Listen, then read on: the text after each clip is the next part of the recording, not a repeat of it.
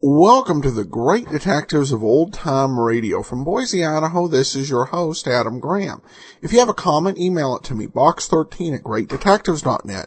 Give us a call, 208-991-4783, and become one of our friends on Facebook, facebook.com/Radio Detectives. I want to encourage you to pick up a copy if you've got the Kindle e-reader, or if you've got another device such as an Android phone or tablet that's they've got a Kindle app available for, to pick up your copy of All I Needed to Know I Learned from Columbo. It's a nice ebook. We take a look at 7 great detectives from literature, radio, and television, and then examine some great life lessons from their careers. We've got 2 reviews now on Amazon as of this recording with an average 4.5-star rating. So if you enjoyed, we also encourage you to leave your reviews. It's available for $1.99. The title is All I Needed to Know I Learned from Columbo. Now it's time for today's episode of Barrie Craig, Confidential Investigator. And this one is 2.5 months after the last episode we played.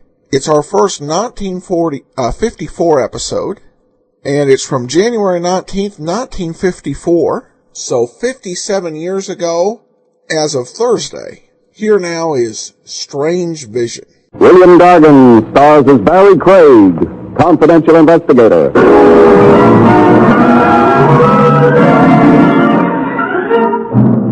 When you hear some country cousin call Swing Your Partner, don't be a literal fiend. It's only a square dance, not a rope party.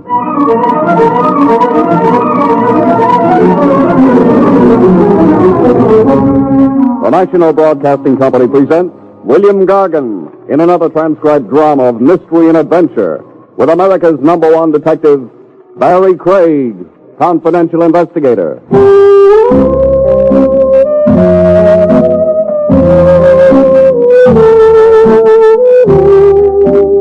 Barrie Craig speaking.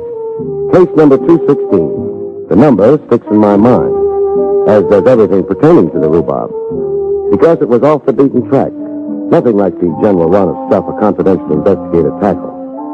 Even the way it began was unusual. Very hush-hush, with elaborate secrecy safeguards. The kickoff was on a train. I'd gotten on in New York, the 1110 Express, as requested, and found myself a seat in the observation car, also as requested. Leaving Baltimore, someone was to spot me and join me, confidentially, a man named Dexter Dean. Leaving Baltimore, my client did join me, as promised. A short fellow, impeccably dressed, with worry wrinkles that made his face look like a spider web. He flopped beside me. You're Barrie Craig, of course. How can you be sure? Sure? Oh, no, I guess I can't be sure. So? You will please show me identification. Now we're getting smart. These credentials okay? Yes, fine. You were teasing. Teaching. You go to the trouble to set up a top-secret meeting like this with an operative you only talk to on the phone. Be sure you're spilling to the right guy. Oh, well, I'm very often absurd. This sort of thing is new for me. Well, what's up? Well, if you'll listen, I own and operate a chemical plant in Greensville, Ohio. A small plant, but we do important work. Important meaning? A considerable portion of our product is sold to the government. Oh. In recent months, there have been a series of mishaps. Like? Fires, principally. 4, Mr. Craig, since last September. 4 fires of undetermined origin. Meaning possibly of incendiary origin? Yes. Or putting it baldly, sabotage? Mind you, I don't actually know. Of course, the monetary loss to me and to stockholders has been considerable. But covered by insurance? Yes, there has been insurance, but only enough to compensate for a portion of the loss. Well, what do the insurance people think of 4 fires in half a year? That's a good question. And the nub of my problem has been the devil to pay. I'm threatened with a total revocation of insurance if the outbreak of fires continues. Now, without proper insurance, Mr. Craig, we must close the plant. I imagine. You're a small plant, you say? Yes. How small? Oh, less than a dozen employees.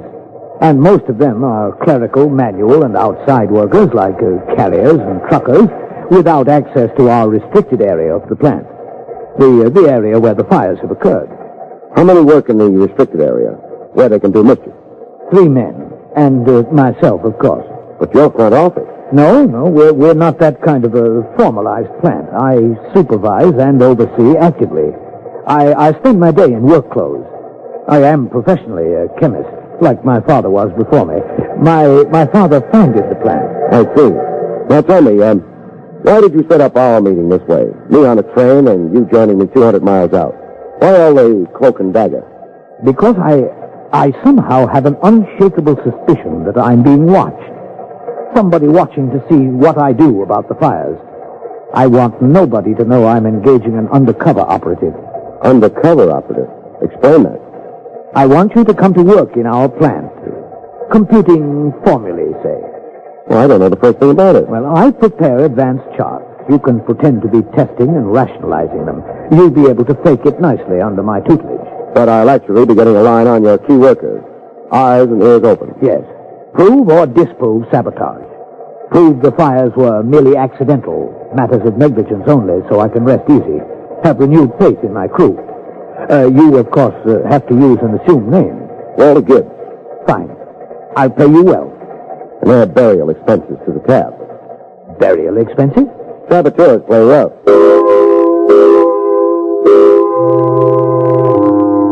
Greensville is a community of neat clapboard homes and postage stamp lawns. A population that would get lost in the bleachers of the Yankee Stadium. One main street with the usual complement of stores, a shoe factory that employed most of the town's breadwinners, and right at the edge of town, the Dexter Dean Chemical Company, my new place of employment. In the bright and early a.m., I showed up for work, looking wise and very scientific over a sheet of formula that was Greek to me. 20 feet from me, down the restricted room, a few key people were filling compressed tanks with liquid chemicals. A wholly mechanized bit, with a gadget wall of instruments and meter pressure readings that looked like something out of space fiction. Like any minute, the whole joint would take off for the planet Mars. Hiya. Gibbs, is it? Uh-huh. Gibbs. Walter Gibbs. I'm Ben Marlowe. Welcome to Dexter Dean Chemical. Thanks. Where you from? East, Baltimore. The Haley Wilcox? Haley Wilcox? Chemical company in Baltimore. Oh, no, never worked for them. As a matter of fact, I'm back at a trade I gave up 8 years ago. Oh? Had to try at my own business for a while. Even had a government contract while it lasted. Well, I can't blame you for trying it solo. On your own, you can get rich. This way, never. Here you get a box of candy Christmas and a company diploma when you're 80. You sound bitter. I've been giving my all to good old Dexter Dean 10 years now. No headway? A raise, $5 at a time, spaced 5 years apart. Well, I quit. Pick up and try somewhere else. Oh, I like Greensville. I was born there. Oh, there's the whistle. It's lunch.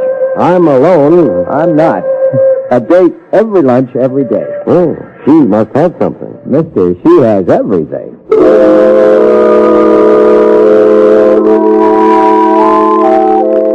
Outside the plant, I saw Ben Marlowe's date go off with him. Everything was an understatement. Nature had really provided for this baby. Her name was Marcia. I knew that from the list and breakdown Dexter Dean had given me. Marcia was the company bookkeeper. I ate in the only place Greensville offered, a lunch wagon on Main Street, with a spick and span gleam to it. I ate alone, soup and pot roast. But I soon had company. Another inquisitive key employee anxious to cultivate me. Hi. Hello. I'll join you. Be my guest. Croquettes, Patsy, heavy on the gravy. I'm Clyde Toller. Walter Gibbs. Our new chemist? Uh-huh. Well, there are your croquettes. Fast service, eh? Yeah, Patsy's a wonder. Chief cook and bottle washer, makes his own change. Wife's dead, raises 3 kids without help. A dynamo. Now pass the NaCl. The NaCl? The sodium chloride. Well, translated into English. The salt. I'm chemist, you are. NaCl is a basic chemical formula, high school stuff. Well, I'm a long time out of high school. Before you start clowning about the water, I'll pour you some H2O. You're frowning, cousin. Am I? Yeah, what about? Wondering why Dexter Dean's got you working on formulas. That worries you? In his, Dean's place. Must mean Dean's thinking of giving up active work, grooming you to replace him. It could mean that. So what? And frankly, I'm miffed. Why? I rate the promotion to head chemist. I'm qualified. I've got seniority. 12 years of my life. The typical Dean double-cross. Harsh words. Dean brings them on himself. Doesn't anybody like the boss? We could, if Dean let us, but he won't. He's pompous, fuzzy-headed, self-centered, dead to the human issue around him. That's why I'm knocking myself out. Well, you're living in Greensville, Wilson. The name is Gibbs. You know it's Gibbs. I just wanted to see if you remembered your own name. Did you think I wouldn't? Chemists are vague sometimes, absent-minded. And where did you say you were stopping? I didn't yet. The Hotel Warbank. $8 a week. 10. They hiked the price on you. Don't they usually to strangers in town? Well, I've got to get back to slating over a hot formula. So long, Swanson. The name's Salter. Looks like you've won every round so far. Looks like, but I wonder.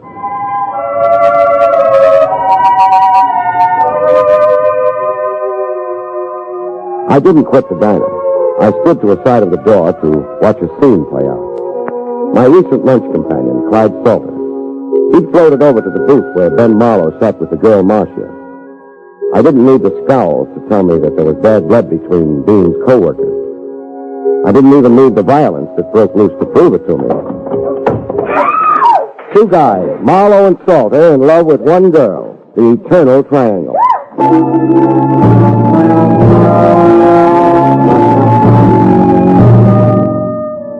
My first day undercover in Greensville.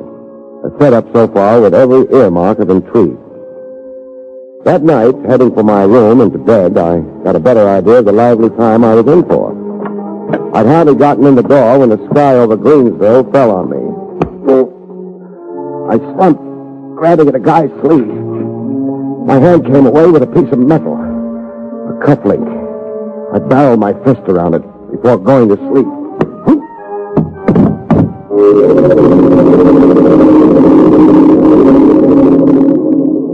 Come back to consciousness after a blackout, things look distorted.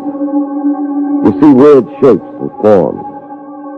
I was seeing a lot of curves, floating circles. And then as my vision returned almost to normal, it took the shape of a body. And what a body. Can you get up? If you slip two hands under my armpits and hoist, lady. I never knew a man not to take advantage of the situation. Up with you. Oh, I'm riding a seahorse. You're really slugged. Yeah, I was. But how did you know? Your head. That can't be the natural size. I mean, how did you know to come here and at this time? The thought of a body. Huh? I thought the roof had collapsed. I'm in the room downstairs, directly below you. Oh. Am I quit? And what? Being your invisible attacker. How did you know my attacker was invisible? Aren't attackers always? You're good, baby. You're suspicious, mister. Pardon me while I check my pocket. I thought so. What? My wallet. It's been lifted. Maybe then robbery. Maybe. And maybe another reason. Now, what other reason could there be for theft of a wallet? Stuff in it besides money. Identification. You said it. I didn't. You know something, Marcia? Yes? If I had $1, I'd bet it. Bet what? That I'm not undercover to you. That you know exactly who I am. Yes, I do know. You're Barrie Craig, the New York detective. You're the daughter of a witch? In the plant office, I overheard Dexter Dean telephoning you long distance. He did it so secretly.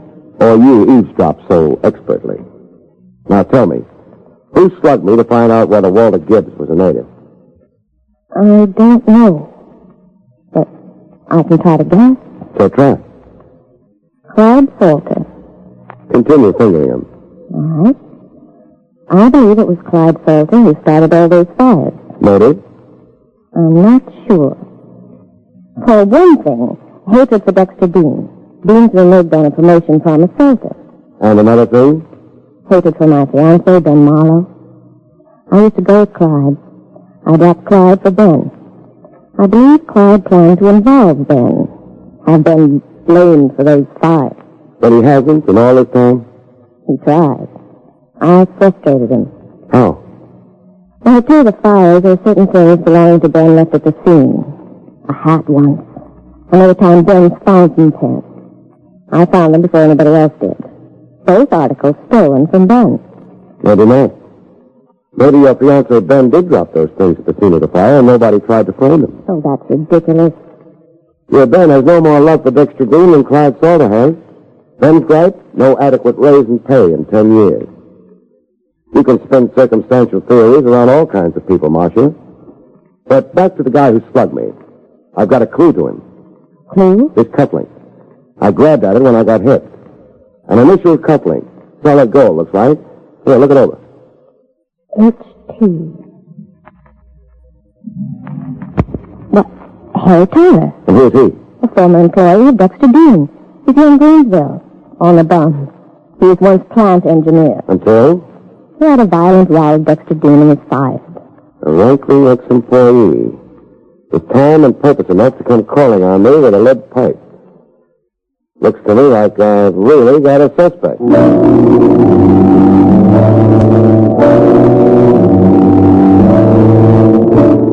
A disgruntled ex-employee whose cufflinks were initialed H.T., Harry Tyler.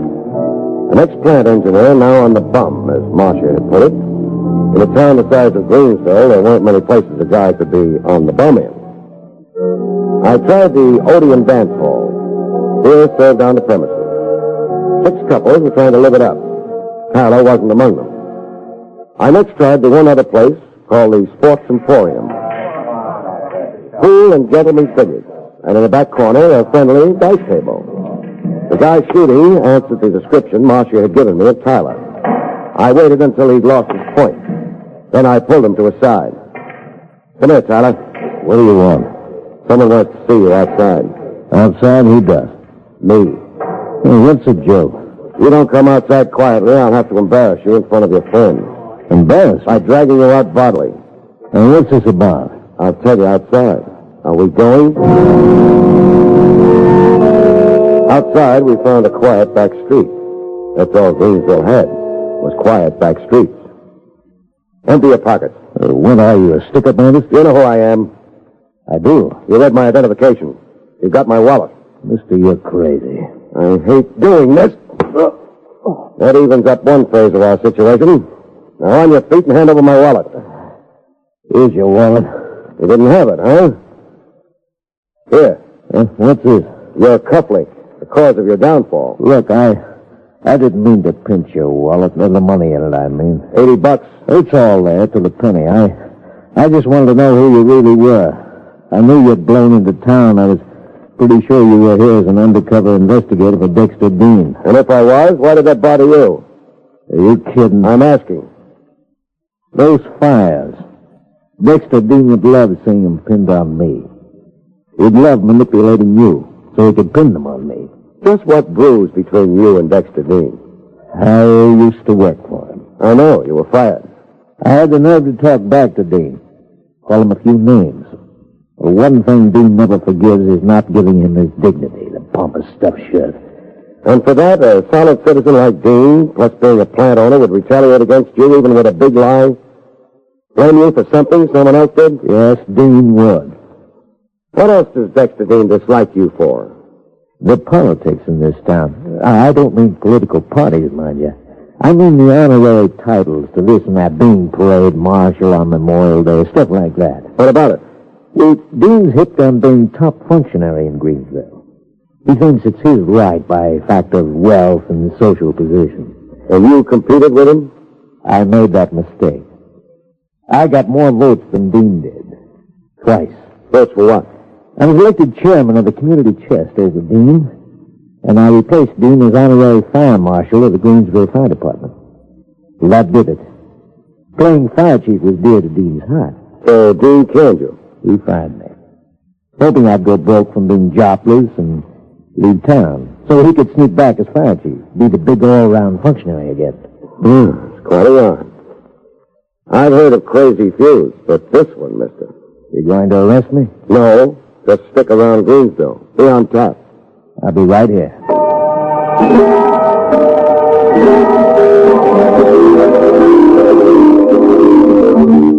Wacky characters in a town so small you could bicycle through it in 4 minutes flat. The next AM, I showed up for work again. Even though I was now as undercover as a gravy stain on a tuxedo front, I showed up anyhow, for what it might be worth. Same routine as the first day. The first chance he got, Clyde Salter hopped over to heckle me. Morning. Morning, Salter. I picked up a hot rumor. About? You. I heard say you were a New York detective, here doing a job of spying. As a spy, I've just been declassified. Seeing the secret's not only out, it's all over town. But I'm still a detective. Here to make an arrest? Here to find out the truth about 4 fires. 4 fires I figure to be incendiary in origin. Who do you suspect? Everybody. And that includes me. Well, you're neck and neck for top honor. Marcia or Ben Marlowe or both of them have been steering you in my direction. Now, why would they? Marcia would see me dead. I left her standing at the altar 3 months ago. Not the way she tells it. Ask the townspeople. Yet you slugged Ben Marlowe over Marcia yesterday in the lunchroom. I slugged Ben, but not over Marcia. Then Ben Marlowe drives an imported car at crazy speeds. you're digressing. I'm not. Marlowe ran down and killed my boxer. I don't want to carry on about a dog with you, but you can guess how I feel. Yeah, I can guess. A man and his dog. I thought this town was only wacky a half hour ago. Now I think it's plain nuts.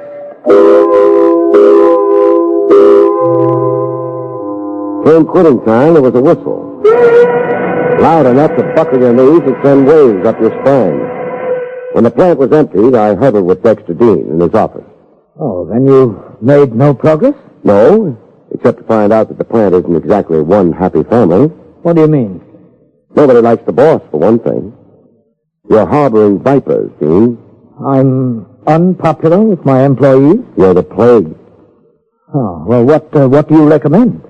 I recommend you make good on promises. Like the promotion Salter's been expecting, and the raise Marlowe's been expecting. A raise hefty enough for him to get married on. Remember, you asked me. Yes, I'll make a note of your suggestions. Don't make notes. Do it. And now's the time to tell you that I'm about as undercover around here as the wrapper on a store cigar. Your real identity is known? Like all Greenville were godparents at my christening. Good heavens, then it's fruitless to expect you to find the culprit. It's at least tougher, but we'll hope. Oh, you mind if I smoke? Why, no. Yeah, it's got cigarettes, but no matches. I have some here. Some matches? You've got 1 million of them. What? Oh, well, they seem to accumulate. A habit of boyhood, I suppose. I used to collect the covers of book matches. As boys will. Yes. May I light it for you? Please.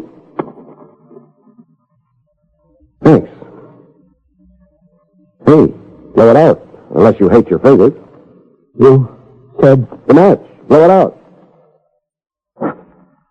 Oh, I'm absent-minded and uncoordinated. It's the unresolved problem here. My mind dwells on it. Well, I may come up with an answer. I'm still punching.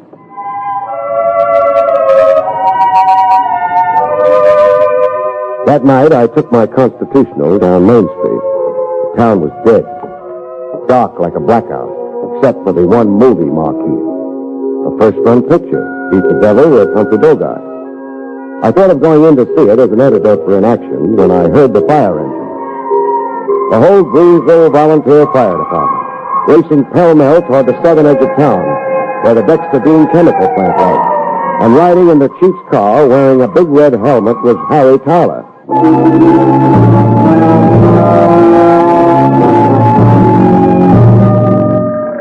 I was at the scene personally after a 5-minute sprint. The fire localized in the so-called restricted area of the plant, and a bunch of volunteer comedians making like mighty firemen. More water hoses than people, it seemed, looking at the sight. Everybody splashing everybody else, and in between time, wetting down the plant. Some. They were like kids squirting water pistols. And having more fun than anybody was my client himself, Dexter Dean.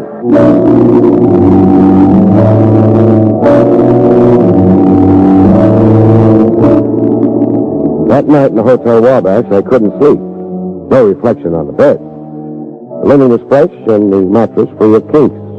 I couldn't sleep for thinking. When morning came, I had a tentative answer figured out to the five-fire mystery. An answer strictly for the birds. So I opened the window and told it to the birds. The birds gave it right back to me. They'd lived in Greensville long enough to know to keep out of local affairs. I got dressed and went down to get Dexter Dean's reaction to my brainstorm.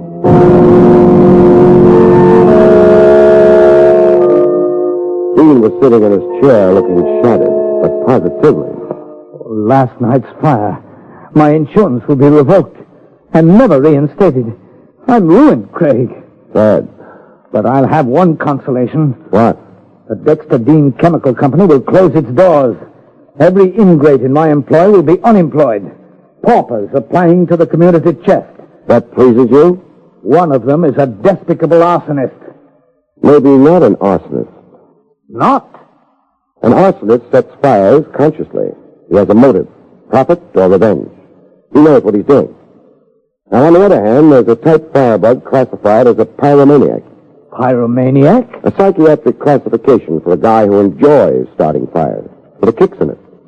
He starts them, then even hangs around to watch the blaze. This fellow isn't always conscious of his urge. Well, that's difficult to understand. I know, but it's so. He has an irresistible urge to set fires. It's something off in his head, say, and maybe in his psyche. I'll leave the clinical accuracies to a doctor. Anyhow, about this character. Think of him as a Jekyll and Hyde. With Jekyll, he doesn't know what Hyde is doing, and vice versa. Well, it's much too confused for me to follow. I'll think of another way to get my thought across. Mind if I smoke meanwhile? Why, no. As usual, I've got smokes in every pocket, but no match. I have. my fantastic accumulation of matches. You're not kidding. Fantastic. May I light it for you? Don't bother. Give me the book. This time, on a borrowed match, I watched Dean's eyes react to the burning match. He stayed with the flame as if hypnotized by it. I let the match burn out, then I lit another. Still hypnotized, staring as if he read some mysterious secret lost to mankind in the flame.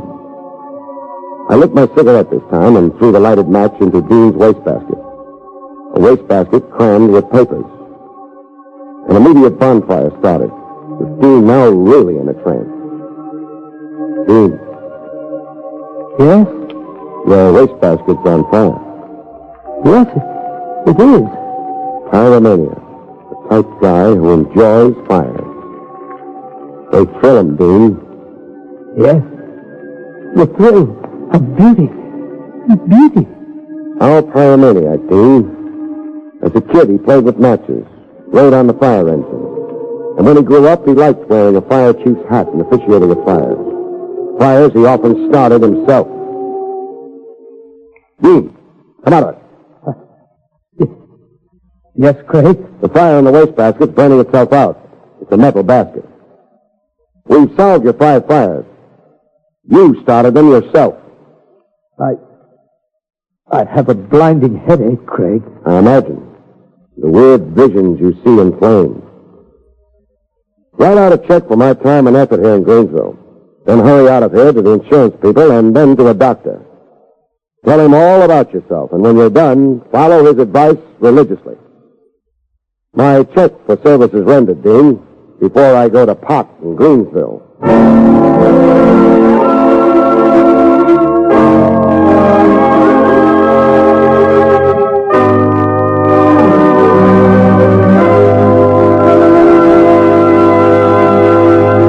You've been listening to William Gargan in another exciting transcribed mystery drama from the adventures of Barrie Craig, confidential investigator. Tonight's story, Strange Vision, was written by John Robert. Next week, it's the strange story titled Death Wins a Bet, about which Barrie Craig has this to say. Next week's story title suggests the idea that it never pays to make any bets about death, because he's got the game fixed. Everybody dies, but in this particular case, death gets an assist. From whom? Good night, folks. See you next week.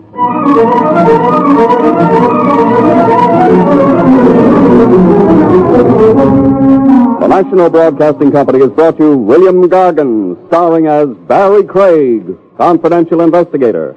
Featured in the role of Marcia was Barbara Baxley. Don Pardo speaking. Jack Webb stars in Dragnet, next on the NBC Radio Network. Welcome back. Well, I kind of began to get the solution to this as the case went on. Probably about 2/3 of the way through, I really strongly suspected the owner. I just did not have a motive until the fire was set. And then I think it got kind of easy to guess. The owner was kind of unusual anyway, having Barrie Craig work under an assumed name when he was undercover. There's a good reason why people who are undercover use assumed names, but given that Craig was in an area where he wasn't known, it didn't make a whole lot of sense. But then again, since the guy turned out to be crazy, you can, I guess, just attribute it to that. Well, for those of you who have the app or the premium site, we have something special. It's another episode of the Good News program of 1940, presented by Maxwell House Coffee, featuring William Gargan in a role that I think you could probably really relate to. We'll talk about that in our recording, but I think you will enjoy that particular episode. Another great hour of entertainment with William Gargan and also all the cast there, including Edward Arnold, Fanny Bryce, and the ever-talented Meredith Wilson. Well, we turn now to listener comments and feedback. Jocelyn emails in to say, thank you so much for your great podcast. I have a question for you. Is there any relation between the announcer from Barrie Craig and the announcer who opened Saturday Night Live? Their voices sound so similar. My apologies if you've answered this question and I just missed it. Best wishes from New Mexico from Jocelyn. Well, that's quite all right, Jocelyn. We did mention this a few weeks back, and the relation, I guess I should say, is that they're the same person.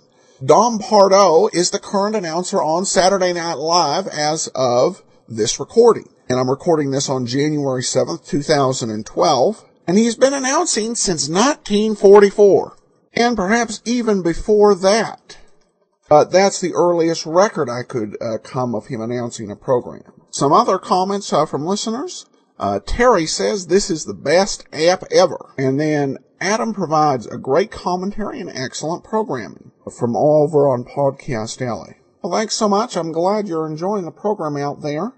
We'll be back tomorrow with an episode of Candy Matson, and then join us back here on Monday for Barrie Craig. I should mention the titles that we have for some of the shows that were in between last week's show and this week's. We don't have all of them, but here are the ones we have. The Killing Place, which sounds like a fascinating episode.